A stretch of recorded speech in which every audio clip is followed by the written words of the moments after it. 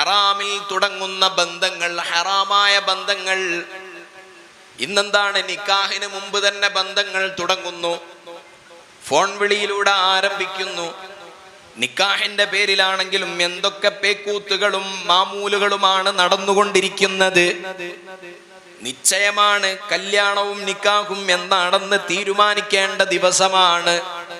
ആ ദിവസം തന്നെ നിശ്ചയമുറപ്പിക്കാൻ വേണ്ടി ഒരുപാട് സാധന സാമഗ്രികളുമായി കൊട്ടയും പൂവും തലയിൽ വെച്ചുകൊണ്ട് വരിവരിയായി റാലിയായി വീട്ടിലേക്ക്, പെണ്ണിന്റെ വീട്ടിലേക്ക് വരുന്നു വരന്റെ വീട്ടുകാർ. എന്നിട്ട് പെണ്ണിന് സമ്മാനിക്കുന്നു, കൂടെ മൊബൈൽ ഫോണും സമ്മാനിക്കുന്നു. മൊബൈൽ ഫോണിലൂടെ കോളുകളാകുന്നു, ചാറ്റിങ്ങുകളാകുന്നു. നിക്കാഹ് കഴിഞ്ഞിട്ടില്ല. ആ ബന്ധം ഹറാമിന്റെ തുടക്കമാണ്. അവിടെ കാണാൻ പാടില്ല, ഫോൺ വിളിക്കാൻ പാടില്ല, ചാറ്റ് ചെയ്യാൻ പാടില്ല എന്നതാണ് ഇസ്ലാമിന്റെ നിയമമെന്നിരിക്കെ ചാറ്റ് ചെയ്യണമോ, കൂടെ കൊണ്ടുപോകണമോ, പരസ്പരം കാണണമോ? നിക്കാഹ് ചെയ്തു കൊടുത്തോളൂ. വാപ്പാക്ക് കൈ പിടിച്ചു കൊടുത്തുകൊണ്ട് അൻകഹതുക വസവ്വജതുക എന്ന് പറഞ്ഞ് മകളെ കെട്ടിച്ചു കൊടുത്താൽ അത് ഹലാലായ ബന്ധമാകുമല്ലോ.